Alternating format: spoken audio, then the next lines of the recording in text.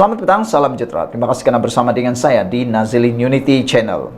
Puan Zarkasi memang penuh dengan kehebatan. Kali ini beliau berkata lagi tentang isu bukan Melayu boleh jadi Perdana Menteri. Itu desakan pemimpin Perikatan Nasional tak bijak, kata Puan. Ahli Majlis Kerja Tertinggi UMNO, Datuk Dr. Muhammad Puan Zarkasi berpandangan orang bukan Melayu tidak perlu menunggu lama untuk menjadi Perdana Menteri. Sekiranya kepimpinan Melayu didukung oleh mereka yang tidak matang. Katanya, kepercayaan terus diberikan kepada orang Melayu untuk menjadi Perdana Menteri jika pemimpin itu mempunyai kekuatan sebagai seorang pemimpin. Rahsia utama ialah kematangan, kebijaksanaan dan kepimpinan. Itu kuncinya. Selagi pemimpin Melayu adil, inklusif, matang dan bijaksana, kaum lain akan beri kepercayaan terus kepada orang Melayu jadi Perdana Menteri, kata beliau. Jika kepimpinan Melayu didukung oleh orang tidak matang dan tidak bijaksana, maka bukan Melayu tidak perlu tunggu 100 tahun lagi untuk jadi Perdana Menteri, katanya dalam satu hantaran di Facebook hari ini.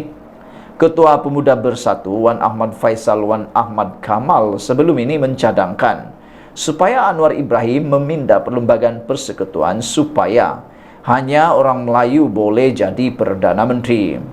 Ini susulan kenyataan ahli politik veteran DAP Tan Sri Lim Kit Siang berhubung impian Malaysia yang diutarakan kepada pelajar Malaysia di United Kingdom pada 29 November lalu dengan menyebut tiada sekatan dalam perlembagaan untuk bukan Melayu menjadi Perdana Menteri. Bekas pengerusi DAP itu antara lain mengatakan perlembagaan Malaysia pada 1957 maupun selepas dipindah pada tahun 1963 ketika Malaysia dibentuk bersama-sama dengan Rukun Negara dan Wawasan 2020 beserta 9 cabaran strategiknya menjanjikan impian Malaysia. Impian berkenaan katanya meraihkan kepelbagaian etnik, agama dan budaya, bukannya membuat satu impian untuk mana-mana satu etnik sahaja. Mengulas lanjut, Muhammad Puan menganggap desakan pindahan Perlembagaan Persekutuan untuk mengekalkan Perdana Menteri berbangsa Melayu sebagai tidak bijak.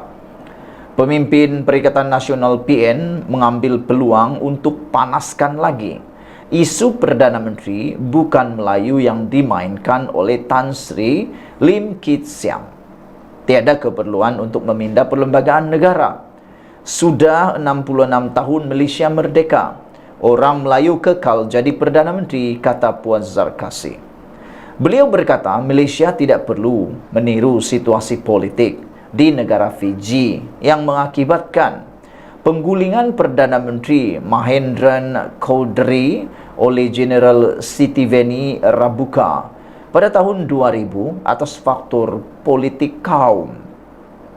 Mahendran Chaudhry, etnik minoriti India, pernah jadi Perdana Menteri Fiji.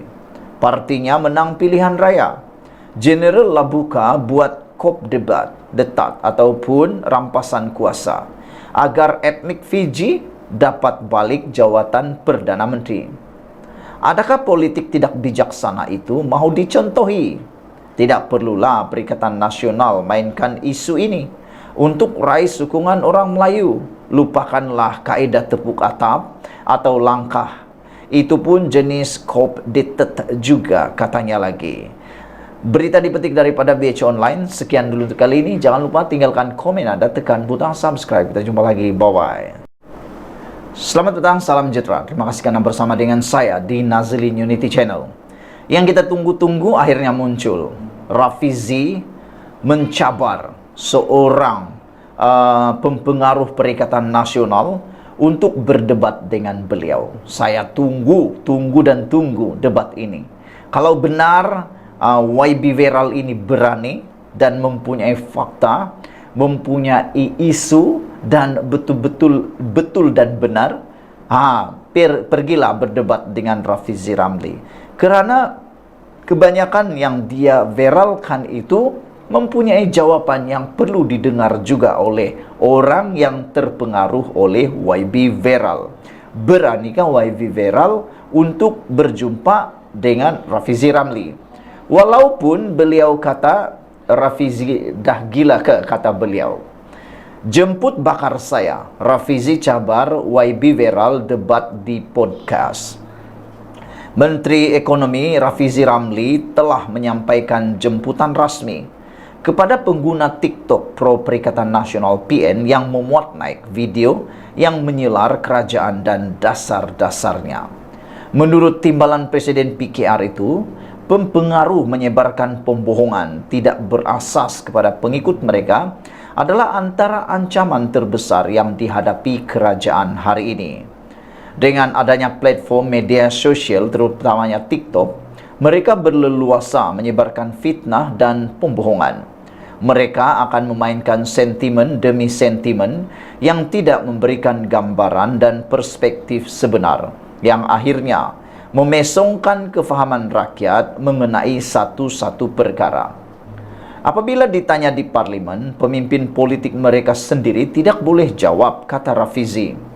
Saya selalu bertanya kepada ahli-ahli Parlimen Perikatan Nasional tentang ukuran ekonomi yang mereka gunakan sebagai bukti kepada dakwaan mereka, ekonomi telah merudum.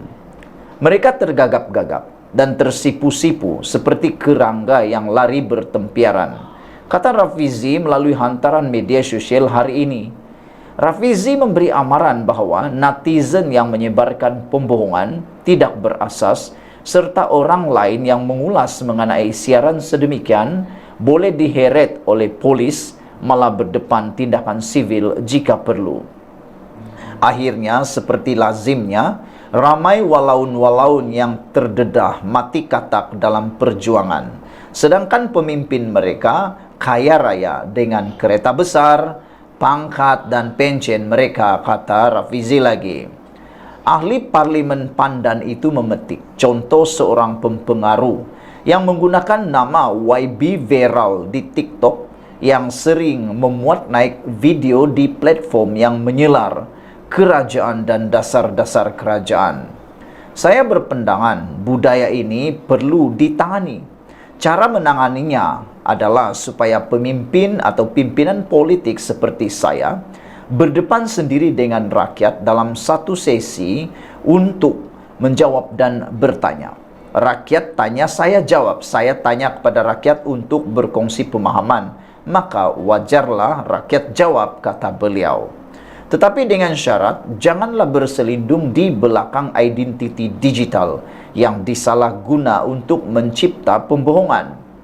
Bila berdepan dengan identiti sendiri, bersedialah untuk disaman dan diambil tindakan undang-undang jika ada fitnah yang dibuat. Eksperimen pertama ialah kepada seorang pempengaruh Perikatan Nasional, yaitu YB Viral, katanya lagi. Menurut Rafizi, dia menghantar surat rasmi kepada netizen tersebut untuk menghadiri sesi audio siar podcast yang dijadwal pada Isnin 8 Januari 2024 atau mana-mana tarikh yang dipersetujui oleh kedua-dua pihak. Podcast bertajuk Yang Bakar Menteri itu akan disiarkan secara langsung di saluran media sosial Rafizi. Jika dia berani tampil dengan mengisi borang maklumat peribadinya dan mengembalikan borang ke pejabat saya, insya Allah saya bagi ruang seluasnya untuk dia bakar saya dan buktikan saya menteri paling bodoh seperti yang dijerit-jeritnya selama ini, tulis Rafizi sambil melampirkan salinan surat jemputan. MK, jemput bakar saya, Rafizi cabar YB Viral debat di podcast. Sekian dulu untuk kali ini, kita tunggu-tunggu supaya YB Viral menjawab jemputan ini. Beranikah YB Viral? Jumpa lagi, bye-bye.